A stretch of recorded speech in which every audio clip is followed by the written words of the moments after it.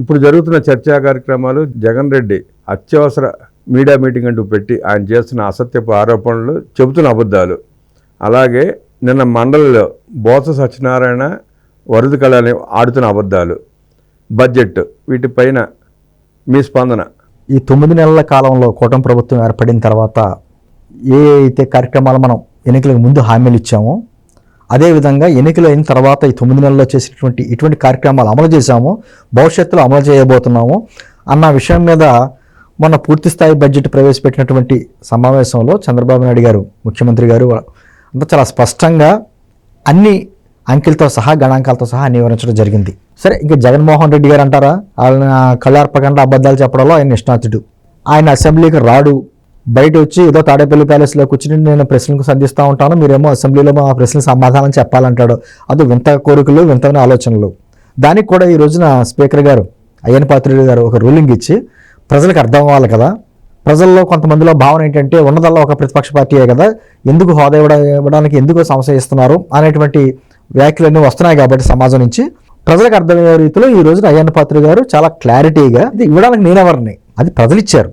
Speaker స్థానంలో నేను ఇక్కడ కూర్చున్నా, లేకపోతే ముఖ్యమంత్రి స్థానంలో ఆయన కూర్చున్నా, ఎవరు కూర్చోవాలన్నా నిర్ణయించేది ప్రజలు, కానీ మేమేమి పంచుకోము ఇవన్నీ. అదే సందర్భంలో జగన్మోహన్ రెడ్డి గారు తెలియగే మాట్లాడలా. గతంలో కూడా ఆయన ముఖ్యమంత్రిగా ఉన్నప్పుడు చంద్రబాబు గారిని మీకు ఉన్నటువంటి 23 స్థానాల్లో ఒక 5-6 స్థానాలు లాగేసుకుంటే మీకు ఉన్నటువంటి ప్రతిపక్ష హోదా కూడా పోతుందనే మాట మాట్లాడాడు.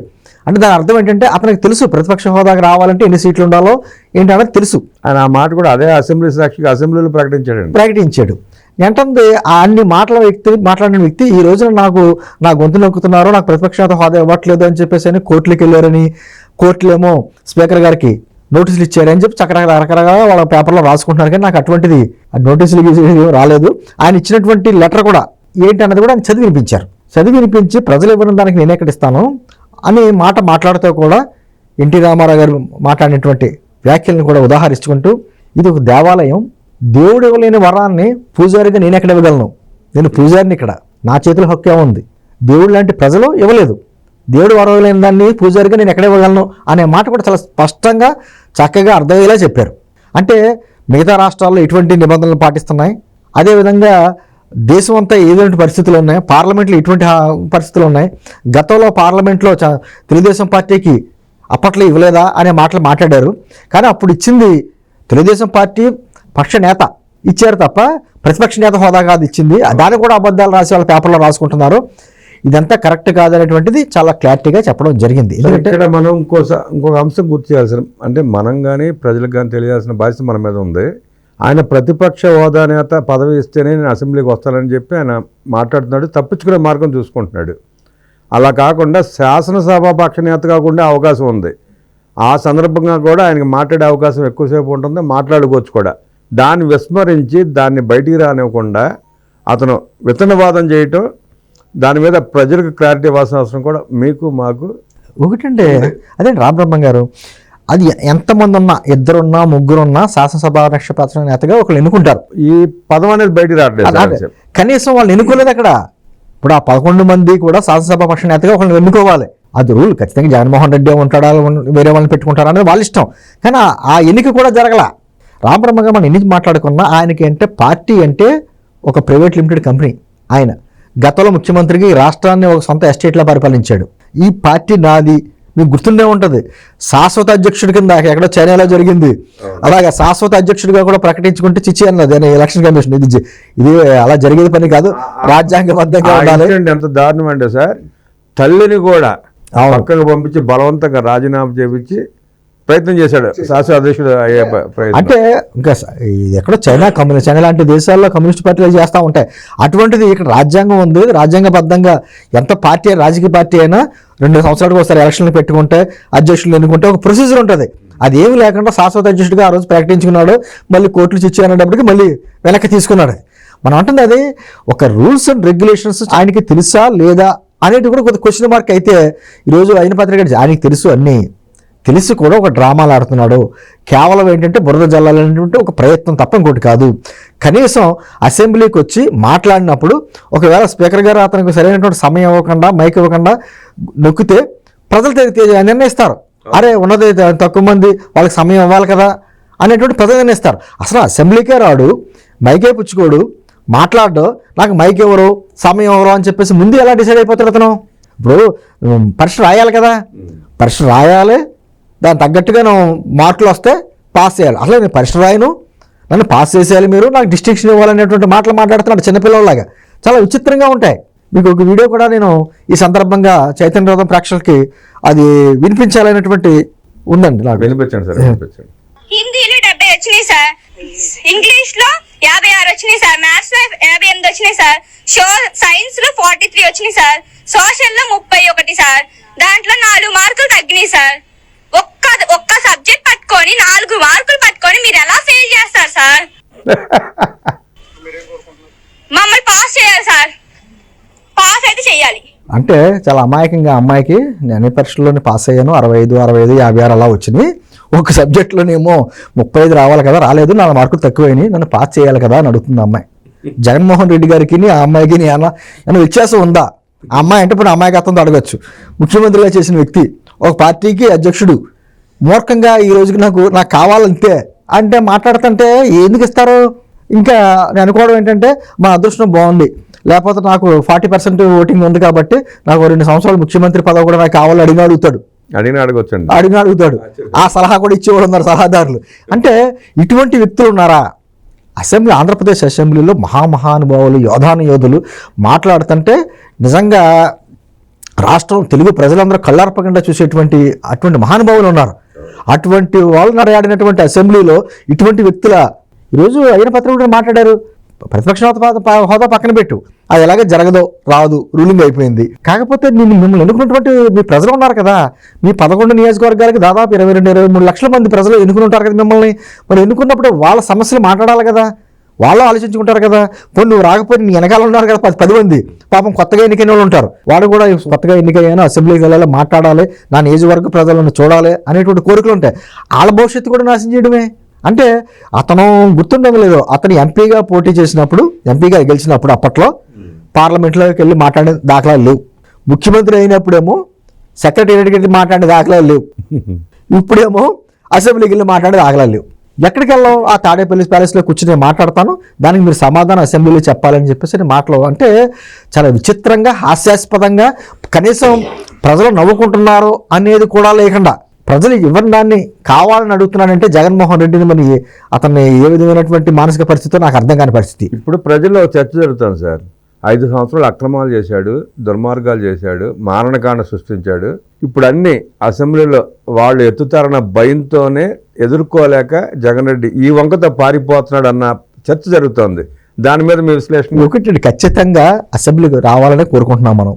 అసెంబ్లీకి వచ్చిన తర్వాత పాపం ఏం మాట్లాడతాడని కూడా మనం జాలిగా ఆలోచించాలి గురించి. ఎందుకంటారా, ఇప్పుడు పోలవరం గురించి సమస్య అక్కడ ప్రశ్న వచ్చిందనుకోండి, పోలవరాన్ని ఎంత నాశనం చేశాడు అన్నది అధికార పక్షం ఆధారాలతో సహా గణాంకాలతో సహా వివరిస్తుంది. మేము గతంలో 72% పూర్తి చేసిన పోలవరాన్ని నీ హయాంలో 3% కూడా పూర్తి చేయలేకపోయావు, మళ్ళీ రివర్స్ టెండరింగ్ అని పేరు చెప్పి దాదాపు 1000 కోట్లు భారం వేసావు, నీ వల్లనే కదా ఇప్పుడు మళ్ళీ డయాఫ్రామ్ వాళ్ళకి కూడా కట్టవలసిన పరిస్థితి ఏర్పడింది అని అడుగుద్ది ప్రజల ముందు మరింత చులకన. అదేవిధంగా అమరావతి సమస్య వస్తుంది. అమరావతి నువ్వు ప్రతిపక్ష నాయకుడిగా అప్పుడు ఉన్నప్పుడు 3 ప్రాంతాల ప్రజల మధ్య చిచ్చు పెట్టకూడదనే ఉద్దేశంతో అక్కడ అమరావతి ప్రాంతాన్ని రాజధానిగా మేము ఒప్పుకుంటున్నామని మాట్లాడిన వ్యక్తి, ఇదిగో మేము ఎక్కడే తాడేపల్లిలో ఇల్లు కట్టుకున్నామన్న వ్యక్తి, మరి వీడు అధికారంలోకి వచ్చిన తర్వాత అదే అమరావతి ప్రాంతాన్ని రైతుల్ని ఏ విధంగా హింసించావో, రాజధాని లేని రాష్ట్రంగా 5 సంవత్సరాలు ఎలా పాలించావో అని అడుగుతారు కదా. దానికి సమాధానం లేదు. 3 రాజధానులు అన్నాడు. 3 రాజధానులు చెప్పి 3 ముక్కలాట ఆడావు. పోనీ అక్కడ కనీసం ఆ ప్రయత్నం చేశాడంటే కనీసం అది లేదు, ప్రారంభోత్సవం కూడా చేయలేకపోయాడు. అంటే 3 ప్రాంతాల మధ్య చిచ్చు పెట్టాలని చూశాడు. 3 ప్రాంతాల మధ్య చిచ్చు పెట్టాలని చెప్పి వైజాగ్ని, కర్నూలుని అంటే ఆ ప్రయత్నం కూడా సఫలం కాలేదు. మొన్న ప్రజలు కూడా తీర్పు 3 ప్రాంతాల్లోనే గట్టి తీర్పు ఇచ్చారు, స్పష్టంగా ఇచ్చారు. అసలు వైజాగ్లో చూశారంటే రాష్ట్రంలోనే అత్యధిక మెజారిటీతో శ్రీనివాసరావు గారిని గెలిపించుకున్నారు. అక్కడే వైజాగ్ని రాజధాని చేస్తారనేది భ్రమ కల్పించాడు. ఆ తర్వాత వైజాగ్ స్టీల్ ప్లాంట్ గురించి వచ్చిందనుకోండి, దాన్ని ప్రైవేటీకరణ కాకుండా ఈరోజు కూటమి ప్రభుత్వం ప్రయత్నం చేసింది, ఆపే ప్రయత్నం చేసింది, మంత్రులు తీసుకొచ్చి మాట్లాడించింది, దాన్ని బలోపేతం చేసే కార్యక్రమం చేపట్టింది. నువ్వు ఏ రోజన్నా వైజాగ్ స్టీల్ ప్లాంట్ గురించి కేంద్ర ప్రభుత్వంతో మాట్లాడిన దాఖలాలు ఉన్నాయా? ఇక్కడే కూర్చొని లెటర్లు రాసి ఇవ్వడండి, పైన అక్కడ మాట్లాడరు, ఇక్కడికి వచ్చి విజయసాయిరెడ్డిని పంపించి ఆ ధర్నాలు చేసే వాళ్ళ దగ్గర కూర్చోబెట్టి డ్రామాలు ఆడాడు. మరి అవన్నీ ప్రజలు అవన్నీ వివరిస్తారు. అంటే ఇది ఒకటని కాదు, నీ వలన రాష్ట్రంలో పారిశ్రామికవేత్తలు పెట్టుబడి పెట్టకుండా ఏ విధంగా పారిపోయారు, ఈరోజు పరిశ్రమవేత్తలు ఎందుకు ఆంధ్రప్రదేశ్ వైపు చూస్తున్నారు అంటే ఇటువంటి ప్రశ్నలందరికీ అతనికి సమాధానం ఏది? ఇప్పుడు డిఎస్సి గురించి వచ్చిందండి, వాళ్ళ పేపర్లో రాశారు ఏదో 27,000 పోస్టులు ఉన్నాయి, 16,000 పోస్టులు ఇచ్చి మిగతా 11,000 పోస్టులు ఎగ్గొట్టడానికి ప్రయత్నం చేస్తుంది కూటమి ప్రభుత్వం అని చెప్పేసి పెద్ద ఐటెం రాస్తున్నారు. ఈరోజు ప్రెస్ మీట్లో కూడా అది మాట్లాడుతున్నాడు. అసలు నువ్వు 5 సంవత్సరాలు డిఎస్సి పెట్టావా? డిఎస్సి కూడా పెట్టలేని వ్యక్తివి, మెగా డిఎస్సి వచ్చిన వెంటనే మెగా డిఎస్సి అని చెప్పిన వ్యక్తివి ఒక్క డిఎస్సి కూడా ఏర్పాటు చేయకుండా 6,000 7,000 పోస్టులు భర్తీ చేసి ఈరోజు ఈ మాటలు మాడుతున్నావు. నీకు తెలుసు కదా, ఇప్పుడు నిజంగా నీకు తెలుసు, నువ్వు ఎందుకు ఆ రోజున 27,000 పోస్టులు ఇవ్వలేకపోయావు? ఎందుకు ప్రకటించలేదు? 6,000 మందికి డిఎస్సి ప్రకటించి నోటిఫికేషన్ ఇచ్చి ఎందుకు ఆపేశారు? మళ్ళీ వాళ్ళ పేపర్లో పెద్ద ప్రకటన సార్, ఏమని వాళ్ళ కొత్తగా ఉద్యోగాలు ఇంతమంది ఉద్యోగాలు ఇచ్చామని చెప్పి లిస్టులో, సరే వాలంటీర్లకి 2.5 లక్షల వాలంటీర్ ఉద్యోగం ఇచ్చి వాళ్ళని కూడా ఉద్యోగస్తులే అని చెప్పేసి అని భ్రమలు సృష్టించాడు, అది వేరే విషయం. అది కాకుండా అంతకుముందు ఆంధ్రప్రదేశ్లో ఏపీఎస్ఆర్టీసీ లేనట్టుగా ఆర్టీసీ ఉద్యోగులను కూడా వీళ్ళ ఉద్యోగాల్లో ఇందా ప్రెస్ మీట్లో అంటున్నాడు సార్, 40 లక్షల ఉద్యోగాలు ఇచ్చాను, మీరు ఏమి ఇచ్చారని అడుగుతున్నాడు ఆయన. 40 లక్షల మందికి అంటే కూటమి ప్రతినిధిగా మీరు ఏం చెప్తారు? 40 లక్షలు అంకి చూసారు, చాలా బలే ఉంది దానికి. 40 లక్షలు అతని మనం ఏమంటున్నామంటే, నేను వచ్చిన వెంటనే 2.5 లక్షల ప్రభుత్వ ఉద్యోగాలు భర్తీ చేస్తానన్న మాట చెప్పిన వ్యక్తి ఆ భర్తీ చేయకపోగా 2.5 లక్షల మంది యువతకి 5,000 రూపాయలతోటి బచ్చి ఇచ్చి వాళ్ళకేదో ఉద్యోగాలు ఇచ్చేసేటువంటి క్రియేట్ చేసిన వ్యక్తి ఏ విధంగా మాట్లాడతాడంటే 40 లక్షల ఉద్యోగాలా ఎక్కడిచ్చాడు? ఇంకా విచిత్రం సార్, మీకు వాళ్ళ పేపర్లో వాళ్ళ హయాంలోని దాదాపు 70-80 భారీ పరిశ్రమలు నెలకొల్పాము అని చెప్పి అన్నారు. 70 పరిశ్రమలు వచ్చినట్టు ఆంధ్రప్రదేశ్లో భూతద్దం వెతికినా మీకు ఎక్కడ కనపడదు. భూతద్దం పెట్టి వెతకాలి. రాజుగారి దేవత వస్త్రాలని కథ ఉండేదండి చిన్నప్పుడు, కనపడవు. అలాగే వాళ్ళ పేపర్లో మాత్రం కనిపిస్తుంది. తలసరి ఆదాయంలో దేశంలో కంటే ఆంధ్రప్రదేశ్ ప్రజల తలసరి ఆదాయం బాగా పెరిగిపోయింది. ఇప్పుడు మాట్లాడుతున్నాడు, నేను 2,75,000 కోట్ల రూపాయలని డీబీటీ ద్వారా డైరెక్ట్గా ప్రజల అకౌంట్లోకి వేసేసాం. ప్రజలు నిజంగా నువ్వు 2,75,000 కోట్ల రూపాయలు ప్రజల అకౌంట్లోకి వేసేసి ఉంటే ప్రతి నెల ఆంధ్రప్రదేశ్ ప్రజలు నువ్వు ఇచ్చే పెన్షన్ గురించి జీతం ఎందుకు ఎదురు చూశారు? అంటే నిజంగా ఈ చెప్పే మాటలకి ఆంధ్రప్రదేశ్ ప్రజలందరూ కూడా కరెన్సీ నోట్లకు కౌంటింగ్ చేస్తారు చూసారా, ఆ మిషన్లు కొనుక్కోవాలి. ఈయన పోలవరం పర్యటనకి వెళ్ళినప్పుడు నేను చంద్రబాబు నాయుడు 6,50,000 6.5 ప్రకటించాడు, మీకు కాదు నేను 10 లక్షలు ఇస్తా అన్నాడు, మడంది పారిపోయాడు. తర్వాత మళ్ళీ ఇంకో సందర్భంలో అదే పోలవరం వెళ్తే ఎలక్షన్ అప్పుడు అనుకుంటా అక్కడ నిర్వాసన నిలదీశారు ఆయన్ని. నిలిస్తే ఆయన ఏమన్నాయంటే, డబ్బులు నేను ముద్రించట్లేదు, మోడీ గారు ముద్రిస్తున్నాడు, అదే నేను ముద్రిస్తే మీకు ఇచ్చేవాడిని, మోడీ గారు ముద్రిస్తున్నాడు, నేను ఇవ్వలేకపోతున్నా అన్నాడు. అంటే డబ్బులు ముద్రించే మిషన్ ఆ అధికారం కూడా కావాలని అడుగుతాడు. ఇంకోసారి వచ్చింటుంటే మా డబ్బులు మేమే ముద్రించుకుంటాం, పక్కన నా ఫోటో పెట్టుకుని, ఇప్పుడు రాళ్ల మీద వాటి మీద అతను ఫోటో పెట్టుకున్నాడు కదండి, పట్టదారు పాస్బుక్ల మీద అతను ఫోటో పెట్టుకున్నాడు. అదేనో శాశ్వతంగా ఇదో రాచరకంగా అతను పెట్టుకున్నాడు చూసారా. అలాగే నోట్లు ముద్రించే అవకాశం కూడా ఇతనికి ఇచ్చి ఉంటే అతను ఫోటో పెట్టుకుని మూల రాజశేఖర రెడ్డి గారి ఫోటో ఆయన పెట్టి చేసేవాడే. అవకాశం లేదు. ఆ భయంతోనే మోడీ గారు 2,000 రూపాయలు రద్దు చేసి ఉంటాడు. అంటే పోలవరాన్ని అతను నాశనం చేసిన దాని గురించి మాట్లాడుకోవాలంటే పెద్ద చరిత్ర అవుతుందండి. ఈరోజు నిర్వాసితులు అక్కడ ముంపు ప్రాంతాలను తీసుకొచ్చి 45 కాంటూర్లో పడేశాడు, ముంపు లేని ప్రాంతాలు తీసుకొచ్చి 41 కాంటూర్లో పడేశాడు. అంటే వారికి సంబంధించి పార్టీకి అనుకూలంగా ఏ అయితే గ్రామాలు ఉన్నాయో వాటిని తీసుకొచ్చి అది ముంపు లేకపోయినా కూడా 41 కాంటూర్లో వేసి వాళ్ళు డబ్బులు ఇచ్చి ఏర్పాట్లు చేసి నిజంగా ముంపు ప్రాంతాలు తీసుకెళ్లి దూరంగా ఉన్నట్టుగా క్రియేట్ చేసి అక్కడ చాలా ఆ వ్యవస్థని చిన్నభిన్నం చేసి కూడా చేశారు. ఇక్కడ మనం ఇంకోటి చూడాల్సింది ఏంటంటే, సరే రాజకీయ లబ్ధి కోసం తను అలా చేశాడనుకోవచ్చు, పోనీ వాళ్ళకన్నా న్యాయం చేశాడా, ఒక్కరికన్నా ప్యాకేజ్ ఇచ్చాడా, ఒక్కరికన్నా ఇల్లు కట్టించాడా? జగన్మోహన్ రెడ్డి గారు ఆ హయాంలో న్యాయం జరిగింది ఎవరంటే వైఎస్ఆర్సీపీ అని ఆ పదం ఉందా చూసారా, YS Rajasekhara Reddy and family వాళ్ళ జనం. సాయిరెడ్డి పాపం బయటకు వచ్చాడు కానీ ఇప్పుడు ఆయన, రామకృష్ణారెడ్డి సజ్జల రామకృష్ణారెడ్డి, ఆర్ అంటే అది, సి అంటే చెవిరెడ్డి భాస్కర్ రెడ్డి, పి అంటే పెద్దిరెడ్డి రామచంద్ర రెడ్డి, ఈ 5గురికే ప్యాకేజీలు అందినా న్యాయం జరిగిన వైఎస్ఆర్సీపీ అంటే అర్థం అదే. కరెక్ట్గా చెప్పారు సార్. అంతకు మించి మీరు ఫస్ట్ వైఎస్ఆర్లో నుంచి విజయమ్మని తర్వాత గెంటేశారు కానీ అది చెప్తున్నానండి. ఆ ఫ్యామిలీ ఆరు కావచ్చు, ఆ భారతి గారు కావచ్చు, లేకపోతే వైఎస్ఆర్ ఫ్యామిలీ అంటే ఎందుకంటున్నానంటే ఈ సాక్షి ఛానల్లో పేపరు ఆ నమ్ముకున్న వ్యక్తులు తీసుకెళ్లి ఏ విధంగా డబ్బులు చేశారో, ఫైబర్ నెట్ ద్వారా ఏ విధంగా డబ్బులు ఇంకా పెట్టుకుంటూ వచ్చారు. ఎంత అంటే వైఎస్ఆర్ ఫ్యామిలీ అంటే అది, అంటే వాళ్ళ కుటుంబీకులైన వ్యక్తులని కాదండి. అంటే అటువంటి వైఎస్ఆర్సీపీ అంటే అర్థం అది. వాళ్ళకి తప్ప ప్రజలకు ఎక్కడ న్యాయం చేశారంటే, ఇప్పుడు మాట్లాడుతున్నాడు 2,75,000 కోట్ల రూపాయలు ఇచ్చి ప్రతి ఇంటికి న్యాయం చేశానే అని మాట్లాడుతున్నాడు. నువ్వు ప్రతి ఇంటికి న్యాయం చేస్తే ప్రతి ఇంట్లోని నేను ఎందుకు తరిమి కొట్టారు? ఈరోజు 11 స్థానాలకు ఎందుకు ఇచ్చారు? నిజంగా ప్రజలకు న్యాయం చేస్తే ప్రజలు ఎందుకు నీకు స్థానాలకు ఎందుకు పరిమితం చేస్తారు? అంటే ప్రజలు ఏదో మోసపోయినట్టు ప్రజలే తప్పు చేసినట్టు ఈ రోజుకి ఎక్కడైనా సార్ ఎవరైనా ఓడిపోయిన తర్వాత మన కేజ్రీవాల్ గారు ఓడిపోయాడైనా కూర్చుని ఏం మాట్లాడాడు, ప్రజాభిప్రాయాన్ని మేము గౌరవిస్తాం, మా తప్పులు ఎక్కడ ఉన్నా సరి చేసుకుంటాం, మళ్ళీ మీ అధికారులు వస్తాను ఏం మాట్లాడచ్చు. అసలు ఎక్కడైనా సరే ప్రజాభిప్రాయాన్ని గౌరవిస్తాను అన్న మాట జగన్మోహన్ రెడ్డి నోట అంటే ఎప్పుడూ వచ్చిందా? ఇప్పటికి రావట్లా, ఇప్పటికి రావట్లా. రైతులు కూడా తను న్యాయం చేశానన్నాడు. ఏం చేశాడు న్యాయం? నేను వచ్చిన వెంటనేమో 12,500 ఇస్తానని చెప్పాను, నువ్వు ఎంత ఇచ్చావు? 1000 రూపాయలు కలిపి 13,500 ఇచ్చావు. దాంట్లో 6,000 రూపాయలు కేంద్ర ప్రభుత్వం ఉంది, 53 లక్షల రైతులకి అని చెప్పన్నాం. తర్వాత ఏం చెప్పాడంటే దాదాపు 30 లక్షల మంది కౌలు రైతులకి న్యాయం చేస్తానన్నాం. 3,000 మంది రైతులు ఆత్మహత్య చేస్తున్నారు. కౌలు రైతులు ఒక్కడికి ఇవ్వలేదండి. పవన్ కళ్యాణ్ గారు ప్రతి కుటుంబానికి 1,00,000 రూపాయలు చొప్పున ఏదో ఆర్థిక సహాయం చేశారైనా. దేశంలోనే రైతుల ఆత్మహత్యల్లో 3వ స్థానం, కౌలు రైతుల ఆత్మహత్యల్లో 2వ స్థానం నీ హయాంలో. నువ్వు రైతుల గురించి మాట్లాడే అర్హత నీకు ఎక్కడ ఉంది అసలు? నిరుద్యోగుల గురించి మాట్లాడుతున్నావు. ప్రతి సంవత్సరం జనవరి 1నే మేము జాబ్ క్యాలెండర్ రిలీజ్ చేస్తామన్నాం. ఏనాడైనా 5 సంవత్సరాలు జాబ్ క్యాలెండర్ రిలీజ్ చేసావా? సాక్షి క్యాలెండర్ ఇచ్చాడు సార్, అందరూ సాక్షి క్యాలెండర్ ఇచ్చాడు, జాబ్ క్యాలెండర్ అంటే సాక్షి క్యాలెండర్ ఇచ్చాడు. అటువంటి మాటలు మాట్లాడుతున్నాం. ఉద్యోగస్తులు అండి, ఉద్యోగస్తుల గురించి కూడా మాట్లాడుతున్నాం. ఉద్యోగస్తులు గతంలో మాకు టీఏలు డిఏలు లేదా ప్రమోషన్ల గురించి మాట్లాడేవారు. నీ 5 సంవత్సరాల్లో నాకు జీతం వస్తే చాలా అనుకున్నారు, చాలా అన్నారు. ప్రమోషన్ల గురించి మర్చిపోయారు. ఈ రోజున వాళ్ళకి 1వ తారీఖున జీతాలు పడుతున్నాయి, వాళ్ళకి భవిష్యత్తు ఏంటని ఆలోచిస్తున్నారు. 1వ తారీఖునే పెన్షన్ స్కీమ్. అసలు వాలంటీర్ వ్యవస్థ లేకపోతే అసలు పెన్షన్స్ దక్కవు, వాళ్ళ ఇంటికి వెళ్ళమన్నాం. ఈ రోజున చక్కగా 1వ తారీఖున వెళ్తున్నాయి. 1వ తారీఖు ఏదైనా పండుగ రోజు లేకపోతే ఏదైనా వస్తే 31వ తారీఖున ఇచ్చేసేటువంటి ఏర్పాట్లు చేస్తున్నాం. పెంచిన దాంతో కలిపి నువ్వు ఏం పెంచుతానన్నావు? ఎప్పటికి పెంచావు? 650 రూపాయలు చెప్పిన పెంచుకుంటా వెళ్ళి ఎంతమంది మోసం చేసావు? ఇంకా వారి హయాంలో జరిగినటువంటి భూదోపిడి, మామూలు దోపిడి రామబ్రహ్మ గారు ఏమంటారు, గ్రామాలను నిర్మిస్తున్నాను అని చెప్పి పెద్ద పెద్ద మాటలు మాట్లాడాడు. నువ్వు అన్ని ఇచ్చినవి ఎక్కడ స్థలాలు? ఆవ భూములు, శ్మశానాల్లోని, చెరువులు, కుంటల్లోని, లేకపోతేనేమో కొండల గుట్టల మీద ఎవరైనా కట్టుకున్నారా ఇల్లు? అటువంటి చేసుకుంటూ వచ్చి అది కూడా మీ పార్టీకి అనుకూలంగా ఉన్న వాళ్ళు రాజకీయంగా అక్కడ కూడా చూసి సుమారుగా 7 లక్షల మంది మాకు ఆ స్థలాలు వద్దురా బాబు అని రిజిస్ట్రేషన్ చేయించుకోండి పారిపోయిన నేపథ్యం. దాన్ని అడ్డం పెట్టుకుని వైఎస్ఆర్ కాంగ్రెస్ పార్టీ నాయకులు పొలాల భూములు వాళ్ళు కొనుక్కుని తర్వాత ప్రభుత్వానికి డబుల్ రేట్లు 3 రేట్ల మీద అమ్ముకుని ఎంత భూ కుంభకోణం, పెద్ద కుంభకోణం ఉండదు. సుమారు 10,000 కోట్ల రూపాయల కుంభకోణం. సరే, నీ హయాంలో నూతన ఇసుక విధానం అని చెప్పన్నావు. ఆ రోజున నువ్వు 2019 మే 30వ తారీఖున అధికారం వచ్చిన తర్వాత ఆగస్టు వరకు అక్కడ ఉన్న ఇసుకను కూడా రీచ్లు తీసుకురాలేదు. తర్వాత వరదలు వచ్చినాయి.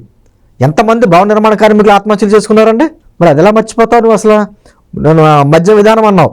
2024 టైంకి మళ్ళీ నేను పూర్తిగా మద్య నిషేధం చేసి ఓట్లాడుతా అన్నావు. అదే మద్య నిషేధం మీద మొత్తం మద్యం ఏర్లే పారింది కదా. అదే మద్యం మీద కార్పొరేషన్ మీద పేర్లు చెప్పి అప్పులు తీసుకొచ్చావు కదా. నువ్వు 2,70,000 కోట్లు ఎంతో సపోజ్ నువ్వు డిబిటీ ద్వారా వేసానంటున్నావు. రాష్ట్రం అప్పు దాదాపు 10 లక్షలు 11 లక్షల కోట్లు ఉంది. నెలవారీ వచ్చేటువంటి ఆదాయం ఉంటుంది, అది కాకుండా 10 లక్షల కోట్లు అప్పు ఉంది. మరి ఆ సొమ్మంతా ఎక్కడికి వెళ్ళిపోయింది? పోనీ నువ్వేనా ఒక ఫ్యాక్టరీ కట్టావా, ఏదైనా పరిశ్రమ ఏదైనా స్థాపించావా, కొత్తగా ఉద్యోగాలు ఇచ్చావా? ఏం చేసావు? డబ్బు జీతాలు కూడా సరిగ్గా ఇవ్వలేకపోయావే. నువ్వు 2,67,000 కోట్ల గురించి చెప్తున్నావు, కానీ మిగతా సొమ్మంతా ఏమైపోయిందని అడుగుతుంటే సమాధానం చెప్పే ప్రతి మంగళవారం అప్పుల వారం చేసావు. ఇక్కడ గమ్మత్తుగా సార్ మనం గుర్తు చేసుకోవాల్సింది ఇంకోటి ఉంది. అంటే మిగతా ఉద్యోగస్తుల్ని, మిగతా వ్యవస్థల్ని ఒక రకంగా పక్కన పెట్టినా పోలీస్ శాఖని ఎంత దారుణంగా వాడుకున్నాడో అంత దారుణంగా వాడుకున్నాడు. వాళ్ళకు కూడా టీఏలు డిఏలు ఇవ్వలేకపోయిన పరిస్థితి. అది ఇంకా దానికంటే ముందు సిఐడి విభాగాన్ని అయితే ఎంత దారుణంగా ఉపయోగించుకో అంత దారుణంగా ఉపయోగించుకున్నాడు. గతంలో సిఐడి అంటే ఏపీ సిఐడికి ఒక ప్రత్యేకమైన గుర్తింపు ఉండేదండి. అటువంటి సిఐడి వ్యవస్థని ఇప్పుడు సునీల్ కుమార్ ఎదుర్కొంటాడు కదండి. అతను రఘురామకృష్ణరాజు గారి కేసే మనకి పెద్ద ఉదాహరణ. అటువంటి ఎంపీ స్థాయిలో ఉన్నటువంటి వ్యక్తిని తీసుకెళ్ళి అంత టార్చర్ చేసి పెట్టి, నానా హింస పెట్టి ఆ వీడియోలు చూసుకుని రాక్షసానందం పొందు. ఈ రోజున నీకు సహకారం చేసిన వాళ్ళందరూ కూడా ఈ రోజున అందరూ జైలు పాలు అవుతున్నారు కదా. సోషల్ మీడియాలో ఇష్టం వచ్చినట్టు ఇష్టారీతిన వాగారు కదా. ఒక భాష చంద్రబాబు నాయుడు గారిని, సీనియర్ నాయకుడిని, వారి భార్యని, లోకేష్ గారి భార్యని, పవన్ కళ్యాణ్ గారిని, ఆ పిల్లల్ని, పిల్లల్ని ఎంత దారుణమైన వ్యాఖ్యలు చేస్తే వాళ్ళ మీద ఏమి చేయకూడదా? వాళ్ళు సోషల్ మీడియా ఏదో యోధుల్లాగా, స్వాతంత్ర సమరయోధుల్లాగా వాళ్ళ మీద చర్యలు తీసుకుంటుంటే నువ్వు సపోర్ట్ మళ్ళీ వాళ్ళకి. సరే, ఈ సందర్భంగా రోజా నేను కొన్ని వ్యాఖ్యలు చేసింది. 63-60 సంవత్సరాల వ్యక్తిని, అంటే మనిషి నిలువెళ్ళ కుళ్ళిపోయి ఉన్నాడు, రోగాల పుట్టైన, అతని పేరేంటి, పోసాని కృష్ణమురళి, నిలువెళ్ళ మనిషి రోగాల పుట్టతో తయారై ఉన్నాడు, అలాంటి మనిషిని హింసించవచ్చా అని రోజా చిలక పలుకులు పలుకుతోంది. ఇదే రోజా చంద్రబాబు నాయుడు గారిని అరెస్ట్ చేసినప్పుడు ఎలా మాట్లాడిందో మనం చూసాం. ఆవిడ వ్యాఖ్యానాలను మీరు ఎట్టా స్పందిస్తారు? ఒకటి, రోజా గారి వ్యాఖ్యలు అంటే నేను అనుకోవడం ఒక మురికి గుంట్లో రాయేసినట్టే. ఎందుకంటే అంతకుమించి ఆమె ఒక మహిళా నాయకురాలని, ఆమెకి రాజకీయ భిక్ష పెట్టింది తెలుగుదేశం పార్టీ అని, ఆనాడు వైఎస్ రాజశేఖర రెడ్డి ఇన్ని రకాలుగా రైతులను మోసం చేసాడని పెద్ద పెద్ద మాటలు చెప్పిన ఆవిడ ఈ రోజున రాజశేఖర రెడ్డి గారిని దైవం అంటున్నదాన్ని. అదే సందర్భంలో ఆవిడ మంత్రి గారి హోదాలో ఉన్నప్పుడు తిరుపతిని ఎంత భ్రష్టు పట్టించిందని, తిరుమలని ఎంత బ్యాచ్ల కింద తీసుకెళ్లి తిరుమల ఎంత భ్రష్టు పట్టించిందో మన అందరికీ తెలుసు. ఆవిడికి ఈ రోజున పోసాని కృష్ణమురళి గారి 67 సంవత్సరాల వయసు గుర్తుకొచ్చింది. మరి 74 సంవత్సరాల వయసు ఉన్నటువంటి మాజీ ముఖ్యమంత్రి అంత సీనియర్ నాయకుడు చంద్రబాబు గారిని కనీసం నోటీసులు కూడా ఇవ్వకుండా అరెస్ట్ చేసి తీసుకెళ్లి 52 రోజులు జైల్లో పెట్టినప్పుడు ఆ రోజు ఏమైపోయింది వయసు? కొన్ని చంద్రబాబు నాయుడు గారు ఏమన్నా మీ వ్యక్తిగత జీవితాల గురించి, ఏమన్నా మహిళల గురించి అసభ్యకరంగా ఎక్కడన్నా మాట్లాడాడు ఆయన? పోనీ ఒక్కటి నిరూపించారా? పోనీ చంద్రబాబు గారి మీద కేసు పెట్టారు, ఎలా రూపాయి ఆయన అకౌంట్లోకి ట్రాన్స్ఫర్ అయిందని చెప్పేసి ఎలా నిరూపించగలిగారా? రాజకీయ కక్ష ధోరణి అంటే అది. ఈ రోజున రోజా మాట్లాడుతుంది, కానీ రోజా గురించి మాట్లాడాలంటే డిస్కషన్ రావాలి. ఆవిడ దేని మీద ఆంధ్రాలో ఎన్ని కోట్లకు కుంభకోణం జరిగిందో దాని మీద మాట్లాడమనండి. వయసు లేకపోతే ఇది వంశీ గారిని అరెస్ట్ చేస్తే ఆ విషయంలో కూడా చంద్రబాబు గారిని అరెస్ట్ చేసినప్పుడు కనీసం ఆయనకి ఎటువంటి సౌకర్యాలు కల్పించకపోతే, దోమలు కుట్టకపోతే రంభా వరవసి మేనకలు వచ్చి కుడతాయా అన్న సందర్భాలు హేళనగా మాట్లాడేటువంటి వ్యక్తులు ఈరోజు వీళ్ళకేమో వీళ్ళ ఆరోగ్యాలు బాగలేదు. మరి ఆరోగ్యం నానా బూతులు తిట్టేసి ఆడవాళ్ళని నానా బూతులు తిట్టినప్పుడు ఆరోగ్యం బాగుందా? అంటే ఆరోగ్యాలను బట్టి శిక్షలు వేస్తారా? అంటే విచిత్రాన్ని వయసును బట్టి వేస్తారా? ఆరోగ్యం బాగోతే హాస్పిటల్కి తీసుకెళ్ళి ఖచ్చితంగా చక్కటి ట్రీట్మెంట్ ఇస్తారు. సొంత డబ్బులు కూడా ఖర్చు పెట్టక్కర్లేదు, ప్రభుత్వ డబ్బులతోటి పూర్తి భద్రతతోటి చక్కగా వైద్యం చేయిస్తారు. చంద్రబాబు గారిని మాట్లాడితే ముసలాడు అంటుంది. ఈవిడేదో బాలా కుమార్ అన్నట్టు, ఈవిడ కూడా సుమారుగా 55-58 ఏళ్ళు ఉంటాయి. అంటే ఈ సందర్భంగా ఎందుకు అనాల్సి వస్తుందంటే ఆవిడ అంత దారుణంగా మాట్లాడుతుంది కాబట్టి అనాల్సి వస్తుంది. అదే ఆమె తన కూతురికి పెళ్లి చేసుంటే ఈ పాటికి అమ్మమ్మ అయ్యేది ఆవిడ. ఇంకో 10 ఏళ్ళు పోతే ఆవిడ కూడా చంద్రబాబు వయసు చేరుతుంది. అలా మాట్లాడటం అసహ్యంగా ఉంది. దాన్ని మీరు ఎలా విశ్లేషిస్తారు? అంటే రోజా గారు ఏమైందంటే మహిళా నాయకురాలు చాలామంది ఉన్నారు, కానీ కొంచెం మంత్రి పదవి కూడా ఆవిడ అనుభవించింది కదా. మొదటి నుంచి కూడా తాను ఏదో జగన్మోహన్ రెడ్డి గారికి ప్రియ శిష్యురాలుగా అన్నట్టుగా ఆయన దృష్టిలో పడడానికి సభ్యత, నేను మహిళని కదా, నాకు కూడా లిమిట్స్ ఉంటాయి, అది మాట్లాడితే అది దాటి ప్రవర్తించి మాట్లాడితే ప్రజల్లో చులకన భావం ఉంటుంది అనేటువంటి ఆ కనీస ఇంగిత జ్ఞానం కూడా లేకుండా రెచ్చిపోయి మాట్లాడిందండి. అన్నీ ఏ రోజునైనా వాళ్ళ పార్టీకి సంబంధించిన వ్యక్తులు ఎవరైనా కూడా మహిళల గురించి మాట్లాడితే ఈవిడ ఖండించాలి. అవును, వాస్తవంగా ఆవిడ ఖండించాలి. మహిళల గురించి మాట్లాడే తప్పు అనేటువంటి మాట సభ్యత ఉన్న వాళ్ళైతే అది చేస్తారు. ఇప్పుడు ఏదైనా ఎలా వస్తుందంటే కుటుంబాన్ని బట్టే ఎవరికైనా మనకి ఒక సంస్కారం అన్నీ అభివృతాయి. అక్కడ అది ఏమి లేదు. అక్కడ రోజా అంటే మనం అంటే విమర్శించకూడదు, కానీ మనం ఇప్పటికే కూడా వాళ్ళు ఎలా మాట్లాడినా మనకి ఎక్కడో సభ్యత అడ్డొస్తూ ఉంటుంది. ఒకళ్ళ మహిళా నాయకురాలు పోనీ అన్నట్టుగా, కానీ వాళ్ళకి అది లేదు, ఏమి లేదు. కొడాల నాన్నగారిని భాష మాట్లాడి కావచ్చు, వంశీ గారిని మాట్లాడింది కావచ్చు, పోసాంది మాట్లాడింది కావచ్చు, లేకపోతే బూరగడ్డ, వీళ్ళందరూ మాట్లాడిన భాషే గొప్ప భాష వాళ్ళకి. నెంటుంది ఖచ్చితంగా రోజా గారికి నెంటుంది ఈ రోజు జరిగిపోయినట్టు కాదు. రేపు పొద్దున ఆవిడ కూడా లైన్లో ఉంది, సీరియల్లో ఆవిడ మీద కూడా కేసులు ఉన్నాయి. ఆవిడ మాట్లాడిన భాష లేకపోతే ఆవిడ చేసినటువంటి ఆ కార్పొరేషన్ జరిగినటువంటి అవకతవకలో దాంట్లో అలాగే మన ఋషికొండకు కూడా దాదాపు 200 కోట్ల రూపాయల అవినీతి జరిగిందని చెప్పి ఆవిడ శాఖలోనే జరిగిందని చెప్పి టూరిజం డిపార్ట్మెంట్లో అదే ఒకటి, తిరుమలలోని ఏ విధమైనటువంటి ఆవిడ చేసుకుందో లెటర్ల ద్వారా అన్నదే వీటన్నిటి మీద వస్తాయి ఖచ్చితంగా. అప్పుడు మీరు వయసు మహిళ అంటే కుదరదు. రాజ్యాంగం వయసుని బట్టి అయితే లింగ భేదాల బట్టి కులాల బట్టి మతాల బట్టి రాయలేదండి. తప్ప ఒప్ప రెండే ఉంటాయి రాజ్యాంగంలో. తప్పు చేస్తే ఎవరైనా శిక్ష అనుభవించాలి, మంచి చేస్తే ఎవరైనా వాళ్ళు నిర్దోషిగా బయట రావాల్సిందే. ఇదే తప్ప రాజ్యాంగం స్పెషల్గా రాజ్యాంగం రాయలేదు. ఒకవేళ వారు రాజారెడ్డి రాజ్యాంగంలో రాసిందేమో దాని ప్రకారం అమలు అవ్వాలంటే అమలు అవుతాం. వీళ్ళందరూ కదండి, వీళ్ళందరికీ కూడా వయసులు ఆరోగ్యాలు రకరకాలైనటువంటి అన్నీ కూడా లేకపోతే కుల కార్డులు మతం కార్డులు ఇవన్నీ వేసుకొచ్చి వస్తున్నారండి చాలామంది. ఇవన్నీ కూడా గతంలో ఏమైపోయినాయి. తప్పు చేసినప్పుడు మరి ఇవన్నీ గుర్తు రాలేదా? మీ కులం వయసు మతం ఎందుకు గుర్తు రాలేదు? విచ్చలవిడిగా ఏమైందంటే రామబ్రహ్మ గారు గత 5 సంవత్సరాల్లో మనమే ఉంటాం ఒక 30 ఏళ్ళు, మరి ఇంకోసారి ఇంకో ప్రభుత్వం వచ్చే అవకాశం లేదు, 30 సంవత్సరాలు జగన్మోహన్ రెడ్డి గారే ముఖ్యమంత్రిగా ఉంటారు అనేటువంటిది ఒక క్రియేషన్లో ఉండిపోయారండి వీళ్ళం. దాంతో ఇంకా మనకు అడ్డు అదుపు లేదు అనేటువంటి వ్యాఖ్యలు చేసుకుంటూ వచ్చారు. మనం ఇందాక మాట్లాడుకున్నాం రైతుల గురించి కావచ్చు, మహిళల గురించి కావచ్చు. మహిళల మీద అంటే నిన్న డిస్కషన్ వచ్చింది మండలిలో, దిశ చట్టం గురించి వాటి గురించి వచ్చింది.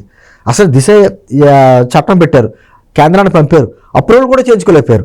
అది చట్టం కాదండి, ఒక యాప్. అది ఒక యాప్ని పట్టుకుని చట్టం అంటారు. దిశ పోలీస్ స్టేషన్లో పెట్టారు. మొట్టమొదటి పోలీస్ స్టేషన్ ఎక్కడ పెట్టారంటే రాజమండ్రిలో పెట్టారు.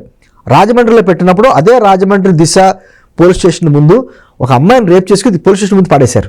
అవునండి. కనీసం 5 సంవత్సరాలు నువ్వు పట్టుకోగలిగావా నిందితుల్ని? మీ ముఖ్యమంత్రి గారి ఇంటికి తాడేపల్లి ప్యాలెస్కి ఇంటికి దగ్గరలో 2 కిలోమీటర్ల దూరంలో ఒక అమ్మాయిని రేప్ చేసి అత్యాచారం చేస్తే ఆ నిందితుడు ఒకడు దొరకలేదు ఇప్పటివరకు. నేను అంటుంది అటువంటి పాలనలో నువ్వు ఎవరైతే మరీ గమ్మత్తుగా మీరు చెప్పిన వాస్తవాలు పట్టించుకోలేదు. ఆ దిశ స్టేషన్ ప్రారంభించిన స్థానిక ఎమ్మెల్యే ఆదిరెడ్డి భవానీ గారు కూడా తొలి కేసు పెట్టింది కూడా ఆవిడే. నన్ను ఇలా ఇబ్బంది పెడుతున్నారు, వ్యక్తిత్వ హననానికి పాల్పడుతున్నారు, తిడుతున్నారని చెప్పి కేసు పెడితే ఆ కేసును దిక్కుమొక్కలేదు. ఇంకా వీళ్ళు ఆ దిశ లేని చట్టం గురించి వీళ్ళు మాట్లాడతాం హాస్యాస్పదంగా ఉంది. అదే అంట దిశ అనేది అది ఒక చట్టం కింద దాని యాప్ క్రియేట్ చేసిన వెంటనే దాంట్లో ఎక్కిన వెంటనే ఇమీడియట్గా సెకండ్లో వచ్చేస్తారు. అంటే గన్న కంటే ముందు జగన్ వస్తాడు, రోజా గారి మాటలు ఇవన్నీ మాట్లాడారు కదా అసెంబ్లీలోని. ఏమైపోయినాయి ఇన్ని అత్యాచారాలు జరిగినాయి ఆంధ్రప్రదేశ్లో? కనీసం ఎక్కడైనా స్పందన ఉందా? ఎక్కడిదక్కడ వ్యక్తిగత హనం గురించి మాట్లాడాలంటే వాళ్ళకి తమ భేదాలు ఏముంటారో చూసారు, అవి ఉండవు. వాళ్ళకి అనుకూలంగా ఉంటే ఒకటి, వాళ్ళకి వ్యతిరేకంగా గళ ఎప్పితే సొంత చెల్లులకే దిక్కులేదు కదండి. ప్రజల్లో చర్చ ఇంకోటి ఏంటంటే సార్, సహజంగా ఆ యాప్ తయారు చేయడానికి 10 లక్షలు, 20 లక్షలు, 50 లక్షలు అవుతుంది. ఎంత క్వాలిటీ యాప్ చేసినా బాగా 50 లక్షలు చాలా ఎక్కువ. ఆ యాప్ పేరు కూడా కోట్ల రూపాయలు దోచేశారని చెప్పి ఒక చర్చ జరుగుతుంది. ఆ యాప్ అని కదండి, ఇప్పుడు ఫైబర్ నెట్ విషయం మనకు వచ్చింది. ఎంతోమంది ఆ వైఎస్ఆర్ కాంగ్రెస్ పార్టీ వాళ్ళకి కనీసం అపాయింట్మెంట్ ఆర్డర్ కూడా లేకుండా జీతాలు వెళ్ళిపోయినటువంటి విషయం వచ్చింది. అది ఒకటి బయటకు వచ్చింది కాబట్టి నేను అంటుంది ప్రతి కార్పొరేషన్లోనే అదే. అని ఎంతమందిని పెట్టుకున్నాడండి అతను సలహాదారుల కింద? క్యాబినెట్ ఒక 20 మందో 10 మందో ఉండుంటే 60 మంది సలహాదారులు. వాళ్ళకి జీతాలు ఎంత జీతాలు? ఏ సలహాలు ఇచ్చారు ఈయనకి? ఏం సలహాలు ఇచ్చారు వీళ్ళకి? అంటే సాక్షిలో కూర్చొని పనిచేశారు 10 మంది సలహాదారులు. గతంలో అండి రామబ్రహ్మం గారు ఆ రోజున బొగ్గన గారు అసెంబ్లీలో మాట్లాడతా ఈ సలహాదారులు, ప్రభుత్వ సలహాదారులు అనే వాళ్ళు వచ్చి బయటకు వచ్చి ఎలా ప్రెస్ మీట్లు పెడతారంటే మాట్లాడాడు. మరి గత 5 సంవత్సరాల్లో ఒక్క మంత్రి వచ్చి మాట్లాడిందిలా సకల శాఖ మంత్రి ప్రభుత్వ సలహాదారు హోదాలో సజ్జల రామకృష్ణారెడ్డి గారే కదా, ఆయనే మాట్లాడాడు కదా. ఏ రోజున ఏ మంత్రి మనకి రామబ్రహ్మ గారు గత 5 సంవత్సరాల్లో పలానా మంత్రి పేరు చెప్పండి అంటే? మీరు అక్కడ గమ్మత్ ఏంటంటే సార్, ఏ శాఖ ఫైల్ అయినా సజ్జల దగ్గరికి వస్తే ఆయన చూసి రెడీ చేసి ఆ మంత్రిని ఈయనింటికి పిలిచి సంతకం పెట్టి వెళ్ళిపోమంటమే. అంతే కదా. అదే మంత్రులకి ఎవరికి ఉన్నాయండి హక్కులు? ఎవరికి ఉన్నాయి? వాళ్ళ బాధ్యతలు ఏంటి? వాళ్ళ శాఖలు విధులు ఏమి తెలియదు వాళ్ళకి. అసలు ఆ శాఖకి సంబంధించి నిధులు ఎన్ని ఉన్నాయి, తమ ఏ విధులు నిర్వర్తించాలి వాళ్ళకి ఏం తెలియదు. సంతకం పెట్టామో నెలకు ₹1 తీసుకెళ్ళాము, అక్కడి నుంచి వచ్చిన తర్వాత సంతకం పెట్టడమే, డబ్బులు తీసుకోవాలి. అంతకు మించి ఎక్కువగా మాట్లాడితే వాళ్ళకి ఆ పదం ఉండదు. అది కూడా నెలకు ₹1 ఉండండి. అది నేను అంటుంది. అదో మేము 5 మంది ఉప ముఖ్యమంత్రులు పెట్టాం, వాళ్ళకి ఇచ్చాం. వాళ్ళకి ఏమన్నా అధికారం ఉందా? ఏమన్నా మాట్లాడగలిగారు కదా? సకల శాఖ మంత్రి గారు తప్ప ఎవరన్నా మాట్లాడారా అంటే? నేను అంటుంది ఆ విధంగా వ్యవస్థలని ఎన్ని రకాలుగా వ్యవస్థలు నాశనం చేశాడో, పక్కన రాష్ట్రాలన్నీ కూడా మన ఆంధ్రప్రదేశ్ని చూసి హేళనగా మాట్లాడుకునే పరిస్థితులు వచ్చినాయో. ఈ రోజున పోలవరం ఎత్తు గురించి, లేకపోతే పలానా తెలంగాణ మాట్లాడుతున్నటువంటి నీటి గురించి నీ హక్కు ఏది? కనీసం అర్హత ఉండాలండి. ఏదన్నా మాట్లాడాలంటే కనీసం అర్హత ఉండాలి. అర్హత లేకుండా చేసుకున్నాం. సరే, నీకు ఏదన్నా సబ్జెక్టు మీద అంత పట్టుంటే, ఈ కూటమి ప్రభుత్వం ఏదన్నా ప్రజా వ్యతిరేక నిర్ణయాలు తీసుకుందని నువ్వు అనుకుంటే అసెంబ్లీ కూర్చొని మాట్లాడాలి. తాడేపల్లి ప్యాలెస్లో కూర్చొని తిరుపతి సెట్టింగ్ వేసుకున్నట్టు, సెక్రటరీ సెట్టింగ్ వేసుకున్నట్టు తాడేపల్లి ప్యాలెస్లో కూర్చొని మాట్లాడతానంటావేంటి? అది కూడా మరి షటిల్ సర్వీసు. ఇవాళ మా ప్రెస్ మీట్ పెట్టాడా, మళ్ళీ గణకు దొరకడు, మళ్ళీ వెళ్ళిపోతాడు బెంగళూరు. ఆడపడుచులకి బస్సులో, ఆర్టీసీ బస్సులో ఫ్రీ అని కూటమి వాగ్దానం చేసింది. అది ఎత్తుతూ నా రాయలసీమ అక్క చెల్లెమ్మలు వైజాగ్ చూద్దాం అనుకుంటున్నారు, వెళ్ళి వాళ్ళు చూడాలి కదా, మీరు ఎందుకు పథకం స్టార్ట్ చేయరు అంటున్నాడు ఆయన. నా రాయలసీమని ఆయన నొక్కి పలుకుతూ అదే రాయలసీమకి కూటమి ప్రభుత్వం హామీ ఇచ్చినట్టు బెంచ్ ఏర్పాటు చేస్తాంటే తన లాయర్ల చేత, తన మనుషుల చేత కోర్టులో కేసులు వేయించాడు. బెంచ్ అక్కడ ఏర్పాటు చేయొద్దు, నా రాయలసీమకు అభివృద్ధి వద్దని. అలాగే చంద్రబాబు నాయుడు గారు, పవన్ కళ్యాణ్ గారు సుదీర్ఘంగా మాట్లాడుకుని బనకచర్ల పోలవరం ప్రాజెక్టు కంప్లీట్ చేస్తే రాయలసీమ మొత్తం సస్యశ్యామలం అవుతుంది, ఉత్తరాంధ్రకి ఇబ్బంది లేకుండా ఉంటుంది, కోస్తా అభివృద్ధి చెందుద్ది అని చెప్పి ఆ ఉద్దేశంతో వాళ్ళు అది ప్రకటన చేస్తే తెలంగాణలో కొంతమంది తన మనుషులు చేస్తా బనకచర్ల నీళ్లు తీసుకెళ్ళటానికి వీలు లేదు అని చెప్పి వ్యాఖ్యానాలు చేయడం మొదలుపెట్టారు. ఈ 2 సందర్భాలను మీరు ఎట్లా చూస్తారు? ఒకటండి, గతంలో అంటే బనకచర్ల విషయం కావచ్చు, లేకపోతే రాయలసీమ గురించి కావచ్చు, అతను ముఖ్యమంత్రి కాకముందు ప్రతిపక్ష నేత హోదాలో ఉన్నప్పుడు కర్నూలులో జలదీక్ష చేశాడు. మీకు ఐడియా ఉంటుంది, 3 రోజులు చేశాడు. 3 రోజు ఆఖరి రోజున ప్రసంగంలో ఆ రోజునటువంటి తెలుగుదేశం ప్రభుత్వం మీద విమర్శలు చేస్తానే ఆంధ్రప్రదేశ్ హక్కులను కాలు రాస్తున్నాడు చంద్రబాబు నాయుడు మాటలు మాట్లాడాడు. మాట్లాడుతానే ఇక్కడ ఉన్నటువంటి కేసీఆర్ గారి మీద కూడా నువ్వు హిట్లర్లా ప్రవర్తిస్తున్నావు, మా పైన ఉన్నటువంటి రాష్ట్రం కదా అని చెప్పేసి నీళ్ళని ఈ విధంగా దోచుకుంటున్నావు అనేటువంటి మాటలు మాట్లాడాడు. కట్ చేస్తే ఈయన ముఖ్యమంత్రిగా అయినప్పుడు ముఖ్యమంత్రిగా అవ్వడానికి ఇతనికి సహాయం చేసినటువంటి కేసీఆర్ గారిని పిలిపించుకుని స్టేజ్ మీద కూర్చున్నప్పుడు మాట్లాడినప్పుడు బేషన్లు బేసజాలు లేవు అనేటువంటి మాటలు మాట్లాడారు. అందరూ సంతోషించాం, పోనీ ఏదో పార్టీ వచ్చింది, ఈ రెండు తెలుగు రాష్ట్రాల మధ్య ఎటువంటి సమస్యలు ఉండవని. నాగార్జున సార్ డామ్ మీద ఏ విధమైనటువంటి పోలీసులు అటు ఇటు పోలీసులు పెట్టి యుద్ధం చేసుకున్నారో ఆ డ్రామాని ఆడారు, చూసాం. మొన్న ఎలక్షన్స్ ముందు కూడా ఆ డ్రామాను ప్లాన్ చేశారు, కానీ అటు కేసీఆర్కి ఇటు జగన్మోహన్ రెడ్డి ప్రజలు బుద్ధి చెప్పారు. నేంటంది ఇన్ని రకాలుగా చేసుకున్న తర్వాత ఇదే జగన్మోహన్ రెడ్డి కేసీఆర్ తెలంగాణ ప్రాంతం ఇంత అన్యాయం చేస్తుందని మాట్లాడిన వ్యక్తి తెలంగాణ ప్రాంతానికి చెందినటువంటి ఒక మహిళని తీసుకొచ్చి ఆంధ్రప్రదేశ్ ఆర్థిక సలహాదారుడుగా చీఫ్ సెక్రటరీ హోదాలో ఢిల్లీలో పెట్టి జీతాలు ఇచ్చాడు. సరే, ఇంకా ఈ రోజున బనకచర్ల గురించి ఇతను కొంతమంది వ్యక్తులతో మాట్లాడిస్తున్నాడు. ఇలాగని కదా రామబ్రహ్మ గారు, ఇది ఒకటే విషయం కాదు. మనకి అమరావతి ఉంది, అమరావతికి నిధులు రావద్దని చెప్పేసి వాళ్ళ వ్యక్తులతోటి కోర్టుల్లో కేసులు వేయించడం, లేకపోతే లెటర్లు రాయించడం. మొన్న కూడా మెయిల్స్ పంపించారండి వరల్డ్ బ్యాంక్ ఏడీపీకి, ఇక్కడ నిధులు ఇవ్వద్దు, ఇక్కడ పెట్టుబడులు పెట్టొద్దు, ఇక్కడ రైతులకు వ్యతిరేకంగా నిర్మాణం అవుతుంది అని రకరకాలైనటువంటి వ్యాఖ్యానాలతోటి విష ప్రచారం ఈ రోజుకి చేస్తున్నారు. ఇప్పుడు ఒకటేనండి, ఆంధ్రప్రదేశ్ అభివృద్ధి జరగడం జగన్మోహన్ రెడ్డికి ఇష్టం ఉండదు. ఎందుకని అంటారు? ఒకటి, ఖచ్చితంగా ప్రజలు ప్రతి నెలా కూడా ప్రభుత్వం ఇచ్చేటువంటి ఆ పథకాల గురించి అటు ఎదురు చూసే ఆ స్థాయిలోనే ఉండాలి తప్ప వాళ్ళ కాళ్ళ మీద వాళ్ళు నిలబడకూడదు. వైజాగ్ మీద ప్రేమ అనుకుంటారు, వైజాగ్ మీద కోపం, కక్ష, వాడి తల్లిని ఆ రోజున ఓడించినందుకు ఒక కక్ష, ఆ కక్ష తీర్చుకున్నాడు ఆయన వైజాగ్ మీద. వైజాగ్లో 100 గజాల స్థలం ఉన్నటువంటి వ్యక్తులు కూడా భయాందోళనతో ఉన్నారు 5 సంవత్సరాలు ఎక్కడ కబ్జా చేస్తారా అని చెప్పేసి. దాదాపు 6,000 మంది ఒక దళిత సామాజిక వర్గానికి చెందినటువంటి వ్యక్తుల భూములే కబ్జాలైనవి అక్కడ. సరే, ఇంకా ఫార్మా ల్యాండ్స్ కానీ అదని, ఇంకా విజయసాయి రెడ్డి వాళ్ళ ఫ్యామిలీ, అరబిందో కంపెనీ ఉత్తరాంధ్ర మీద గద్దెల వాలిపోయారు కదండి, దోచుకున్నారు. ఎక్కడ మాట్లాడతారు వీళ్ళు? ఇంకా రాయలసీమ గురించి మీరు మాట్లాడారు. రాయలసీమ గురించి మాట్లాడడానికి ఈ జగన్మోహన్ రెడ్డికి ఎక్కడ అర్హత ఉంది? ఏ రోజున 5 సంవత్సరాల్లో రాయలసీమ గురించి డ్రామాలు ఆడేవి తప్ప కనీసం ఆ కరువు ప్రాంతాల మీద ఏదన్నా సస్యశ్యామలు చేద్దామనేటువంటి అవకాశాన్ని చేసావా? ఆ రోజున కేసీఆర్ గారు తిరుపతి వెళ్తా దారిలో ఆగి రోజా గారి ఇంటికాడ కూర్చుని మాట్లాడుకుని రాయలసీమ సస్యశ్యామలం కావడానికి నా వంతు కృషి చేస్తానని చెప్పి కేసీఆర్తో స్టేట్మెంట్లు ఇప్పించి ఇన్ని రకాలుగా చేసావు. ఏం చేసావు? కనీసం కృష్ణానదికి వరద వస్తే వరద నీటిని సద్వినియోగం చేసుకోవడం కూడా తెలియకుండా ఏం చేసాడంటే, నిజంగా వరద ఎంత వస్తుందో ఏంటో ప్రభుత్వాల దగ్గర లెక్కలు ఉంటాయి, దాన్ని కాలువ క్లియర్ చేసుకుని మళ్లించుకుని రాయలసీమకు పంపించుకోవచ్చు, నిల్వ ఉంచుకోవచ్చు. అది చేయడం మానేసి ప్రకాశం బ్యారేజ్ దగ్గర అక్కడ పడవలు అడ్డుపెట్టి చంద్రబాబు గారి నివాసం ఉంటున్నటువంటి లింగంలేని గెస్ట్ హౌస్ ఏ విధంగా ముంచేద్దామని చెప్పేసి డ్రోన్ కెమెరాతో వీడియోలు తీయించి అటువంటి డ్రామాలు ఆడాడు.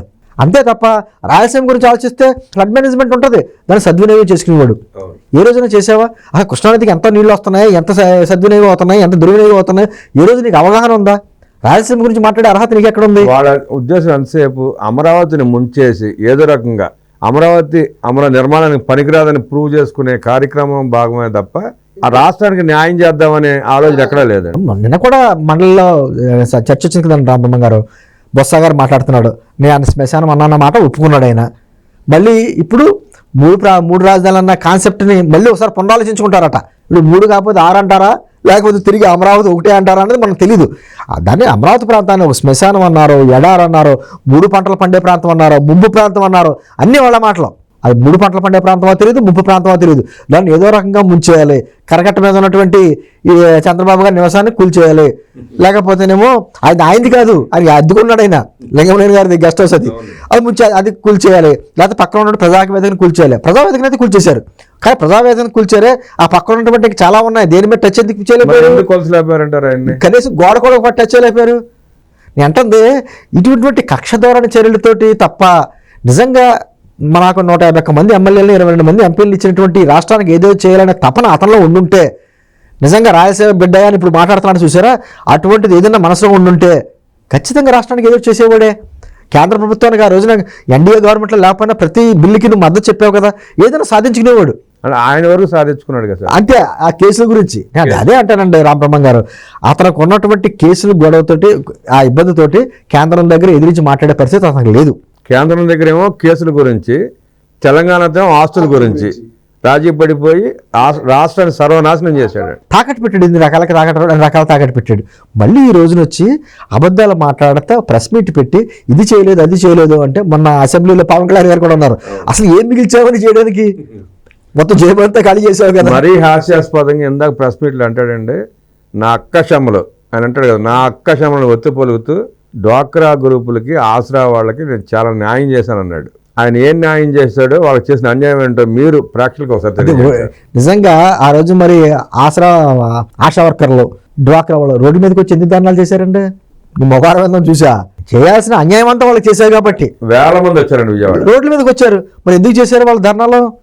నిజంగా న్యాయం చేస్తే వాళ్ళు ధర్నాలు చేయాల్సిన అవసరం ఏముంది అంటే, చెప్పే అబద్ధాలు మహిళలకి ఇది కాదు అది కాదు అని చెప్పి రకాలుగా చేసి కలిసి ఏం చేసుకుంటూ వచ్చావు? మహిళలు రోడ్లు ఎక్కేటువంటి పరిస్థితి కల్పించిందేమో నువ్వా? ఇంకా నయవండి, నిరుద్యోగులు ధర్నా చేస్తే వాళ్ళు ఏదో పిలిపించుకున్నారు, ముఖ్యమంత్రి గారు ఇల్లు ముట్టడానికి ఏదో పెట్టుకున్నారు. కేసులు ఏం పెట్టాడండి? రేపు కేసులు పెట్టాడు వాళ్ళ మీద. అంటే ఈ రంగం ఆ రంగం కాకుండా ఏ రంగం రోడ్డు మీద రాలేదో చెప్పండి? ఉద్యోగులు, నిరుద్యోగులు, మహిళలు, అందరూ కార్మికులు కావచ్చు, ఎవరు ప్రతి రంగం అందరూ, రాజధాని రైతులు అందరూ కూడా అన్ని రంగాల వాళ్ళు రోడ్డు మీద వచ్చి ధర్నాలు చేసి ఇసుకుపోయి నువ్వంటే భయంతో ఈ రోజున ఆ స్థానం ఇచ్చారు. అంటే ఒక గంజాయికి అలవాటు పడ్డ కొంతమంది తప్ప మిగతా వాళ్ళంతా రోడ్డు ఎక్కారండి అతనికి వ్యతిరేకంగా. గంజా అంటే గుర్తుకొచ్చింది, జగన్ అన్న పేరులోనే గంజా అని ఉంది. ఆ స్పెల్లింగ్ జాగ్రత్తగా రాయండి, జగన్ పేరులోనే గంజా అని ఉంటుంది. దేశంలో ఎక్కడ గంజా పట్టుపడినా మూలాలు ఆంధ్రప్రదేశ్ వైపు చూసేయి. అది కర్ణాటక కావచ్చు, లేకపోతే తమిళనాడు కావచ్చు. ఈ గంజా ఎక్కడ పట్టుబడింది అంటే ఎక్కడి నుంచి వచ్చిందిరా అంటే ఆంధ్రప్రదేశ్ మూలాలు. ఆయన చెప్పిన అభివృద్ధి చేసినటువంటి పంట ఏదన్నా ఉందంటే గంజా. ప్రతిదీ గ్రామాన్ని రామబ్రహ్మం గారు, గ్రామాల్లో పాలు దొరకని గ్రామాలైనా ఉన్నాయి కానీ గంజా దొరకని గ్రామం లేదు ఆంధ్రప్రదేశ్లో. అటువంటి స్థితికి తీసుకొచ్చేసాం. అటువంటి స్థితికి తీసుకొచ్చేసి మళ్ళీ గంజా గురించి ఈ రోజున మాట్లాడుతున్నాడు. మన ఏదో గంజా దొరికితే వెంటనే పట్టుకున్నారు. గంజా అంటే ఇప్పుడు రాదండి, గతంలో పెంచితే ఇప్పుడు దొరుకుతుంది. ఇప్పుడు ఈ రాత్రి వేస్తే పొద్దునగా ఏం వచ్చేది అంటే, నువ్వు వేసినటువంటి విషబీజాలు ఇంకా ఉన్నాయి. వాటిని నిర్మించడానికి ఒక టాస్క్ ఫోర్స్ అని, ఒక విధానం అని, ఒక చక్కటి సిస్టమ్ ఒకటి పెట్టింది ఈరోజు కూటమి ప్రభుత్వం. ఖచ్చితంగా కట్టినటువంటి శిక్షలు వేసేలా చేసింది. అంటే ఇవన్నీ మాట్లాడుకుంటే రామబ్రహ్మం గారు ఒకటి రెండు కాదు, ఈ రోజున అతను ప్రెస్ మీట్ పెట్టి మాట్లాడుతుంటే చాలా హాస్యాస్పదంగా ఉంది. చాలా హాస్యం. ఏం మాట్లాడతావు? నిరుద్యోగుల గురించి మాట్లాడే అర్హత నీకు లేదు, ఉద్యోగుల గురించి మాట్లాడే అర్హత లేదు, మహిళల గురించి మాట్లాడే అర్హత లేదు, పోలవరం గురించి మాట్లాడే అర్హత లేదు, అమరావతి గురించి మాట్లాడే అర్హత లేదు, వైజాగ్ రైల్వే జోన్ గురించి మాట్లాడే అర్హత లేదు, విశాఖపట్నం స్టీల్ ప్లాంట్ గురించి మాట్లాడే అర్హత లేదు, పారిశ్రామికవేత్తల గురించి మాట్లాడే అర్హత లేదు. నీకు ఏం అర్హత ఉంది? ఏ అర్హత లేదు కాబట్టే, అర్హత లేదని నీకు తెలుసు కాబట్టే ఇలా అసెంబ్లీకి వెళ్ళడానికి భయపడుతున్నావు. నిజంగా ధైర్యవంతుడు అయితే వచ్చి కూర్చుని మాట్లాడతాడండి. అక్కడ ఎంబీఏ చేయటాకు ఇక్కడ డిగ్రీ ఏదో కొనుక్కున్నట్టు సర్టిఫికేట్ని, ఆ సర్టిఫికేట్ తీసుకుని అమెరికానో లండనో వెళ్ళాడని చెప్పి ఒక వార్త ఉంది. సర్టిఫికేట్ చెల్లదని చెప్పి వాళ్ళు తరిమేస్తే పారిపోయి వచ్చాడన్న వార్త కూడా ఉంది. ఈ మధ్యకాలంలో కొరియా కిమ్, ఈయన ఇద్దరు ఒకే యూనివర్సిటీలో చేరారని, ఆ భావజాలంతోనే ఇద్దరు ఒకే రూమ్లో ఉన్నారని, అందుకే ఆయన ఎంత పిచ్చాడో ఈయన కూడా అంతే పిచ్చాడన్న చర్చ కూడా జరుగుతుంది. దీంట్లో నిజం ఉందంటారా? ఏమో, అంతవరకు వాస్తవాలు ఉన్నాయి పూర్తిగా నాకే తెలియదు. కానీ ఒకటి మాత్రం వాస్తవం అండి, రాజశేఖర రెడ్డి గారే స్వయాన అసెంబ్లీలో ఒకసారి ఇతని కొడుకు గురించి చెప్పాడు. నా కొడుకుని ఏం చేయమంటే పంపించాం, గోడ కొట్టిన మంత్రి వెనకొచ్చేసాడు అన్న మాట స్వయాన తండ్రే చెప్పాడు. ఆ తండ్రి ఎంత బాధపడ్డాడో ఇతని గురించి మనకు తెలుసు. రాజశేఖర గారికి నోటంతా మనం చాలాసార్లు విన్నాం ఇతని గురించి. ఆ రోజు పులివెందుల్లో ఎటువంటి కార్యక్రమాలు చేసుకుంటూ వచ్చాడు.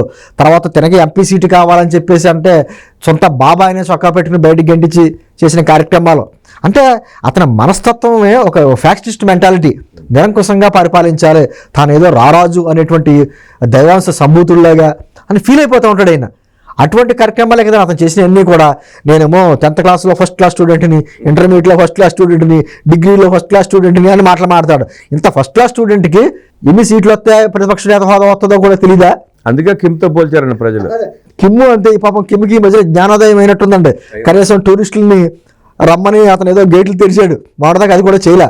ఇతనికి జ్ఞానోదయం అవుతుందన్నది నాకు అయితే అది లేదంటే ఇంకా రాదు. అతను ముఖ్యమంత్రి చేసినా ఏం చేసినా ఇతనికి జ్ఞానోదయం అంటే అతని బ్లడ్లోనే ఒక ఫ్యాక్షనిజం మెంటాలిటీ ఉంది కాబట్టి అతను అదే మాట్లాడతాడు, అబద్ధాలే మాట్లాడతాడు, ఇదే నిజమనే భ్రమింపజేస్తూ ఉంటాడు. ప్రజల గురించి మాట్లాడటమే కాదు, ఆంధ్రప్రదేశ్లో అడుగుపెట్టే అర్హత కూడా జగన్ రెడ్డికి లేదని తెలియజేసిన కోసంపూడి శ్రీనివాస గారికి ధన్యవాదాలు తెలియజేసుకుంటూ, కిమ్కి వైఎస్ జగన్కి తేడా లేదని ఇవాళ జరిగిన ప్రెస్ మీట్ సందర్భంగా మనకు అవగతమైంది. ఇక మీరు ఆలోచించుకోండి.